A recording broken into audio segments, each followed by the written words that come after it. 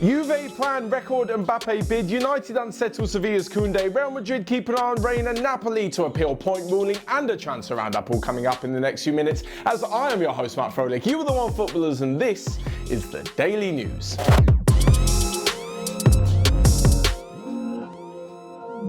So first off, some unbelievable news coming from Tuttosport in Italy, who apparently claim that Juventus are putting together an absolutely mammoth bid for Kylian Mbappe. It looks, to all intents and purposes, like he will be joining Real Madrid at some point in the near future, but not if Juventus have anything to say about it. They managed to lure Cristiano Ronaldo to the club, and well, why not go for one of the biggest players in world football at the moment? But 400 million, that's insane money, especially after the year we've had financially. Anyway, the 400 million won't just be the transfer fee, it'll include the wages as well, and could potentially see Cristiano Ronaldo go in the opposite direction. There were rumours over the summer that if he were to leave the club, then PSG would be his next destination. They'd be able to pay his wages. There's enough glitz and glam for one of the biggest names in the world to be in one of the biggest cities in Europe, and he'd definitely win a load more trophies at PSG.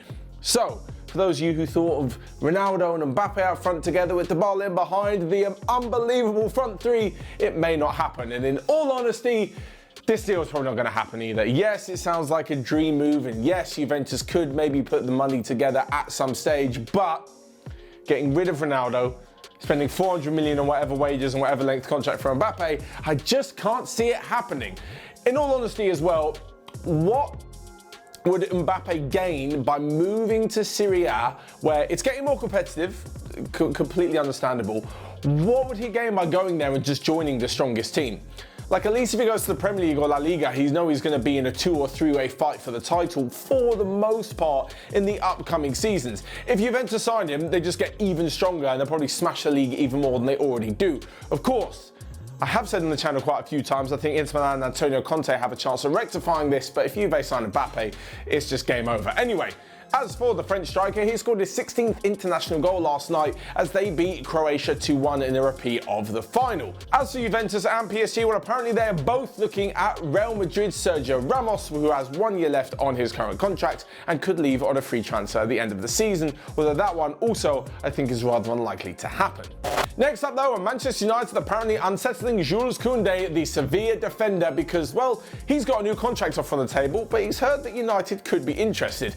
We also saw Maguire's performances for Manchester United recently and his red card for England, which was utterly shocking, so there's no wonder that Manchester United are in the market for a new centre-half. Of course, they couldn't get one over the line, but with Ruben Dias moving to Manchester City, City are now effectively out of the race for Kounde, who has been an unbelievable defender for Sevilla since joining last summer. He had a fantastic first campaign in La Liga, helping Sevilla finish 4th, and on top of that, they won the Europa League as well. He's created a brilliant central defensive partnership with Diego Carlos, but if rumours to be believed, he could also be on his way out of the club. Sevilla have offered him new terms and making him one of the highest earners at the club, and have also said they will not be budging on their €80 million transfer fee. 80 million euros is awfully close to the amount of money Manchester United pay for Maguire, and I'm pretty sure, despite the fact that Kounde is miles better, they won't be duped into paying that kind of money again. Next up though, and to Real Madrid, who are keeping an eye on Gio Reyna, the 17-year-old wonder kid at Dortmund. Honestly, Dortmund are just amazing. Honestly, their scouting system has to be given a massive round of applause. They're bringing in youngsters, right, who no one's ever heard of, because all the top clubs have heard of them, but who aren't on the big scene just yet, coming in for relatively cheap money, turning them into superstars and selling them on for a ridiculous profit. Reyna has started all 3 games at the start of this Bundesliga season, has a fair few goal contributions as well, and is keeping out far more experienced players in the side. If you take him, Bellingham, Sancho, Haaland as well, you've got 4 unbelievable players aged 20 or under who could all bring in around 500 million should they all be sold. Of course, they're not going to be. They're going to stay at Dortmund to become absolute legends. Maybe not Sancho so much, but still, unbelievable transfer business. And Real Madrid, who already have a wealth of attacking options, are still looking at Reyna because that's just kind of what they do these days. They look to the younger potential players for the future. Real are in a strong position at the moment when it comes to their team, but they know they're going to have to replace a few aging stars coming up. Sergio Ramos being one of them, although I doubt Reyna's suddenly going to turn into a centre-half.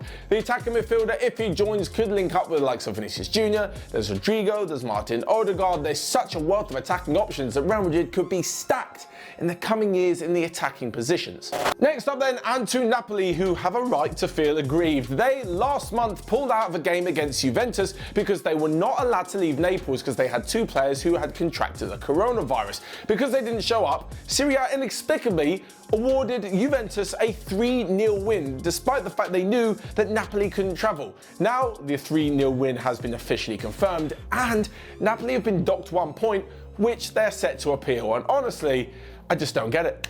I do not understand what Serie A are doing. Like, it's clear that Napoli want to play the game. They obviously want to show up. They're a fully functioning football club at the top of Serie A. Near the top of Serie A. They would definitely want to show up, and there's no reason other than a pretty big health risk in the middle of a global pandemic why they wouldn't otherwise travel. It's just one of these things that does not make sense. Apparently the ruling is unless you've had 10 fresh cases in the week and 13 fit outfield players, then you cannot forfeit or try to postpone the game. But have a bit of common sense. Really? It just, yeah, for me that really doesn't make too much sense. And I do feel for Napoli, especially as it's against one of their rivals who they would do well to take points off. And secondly, it gives Juventus a little bit of help, 3 goals and 3 points, like they need all the help they can get to win Serie A in the first place. Finally then, a quick roundup of the rest of today's transfer news that you might have missed. The Newcastle winger Saint-Maximin has signed a new 6-year deal at the club. Arsenal defender said Kylian has been offered to Roma in a cut price deal. West Brom have agreed terms with Huddersfield for their striker Kylian. And lastly but not least, Barcelona want to offer midfielder Ricky Puig a brand new 2-year contract extension. So there you have it. That is all from me for today's daily news. You guys let me know your thoughts in the comment section down below. Smash the like button and click here or here to check out all of the other videos we've got going on OneFootball. But until next time, I will see you guys later.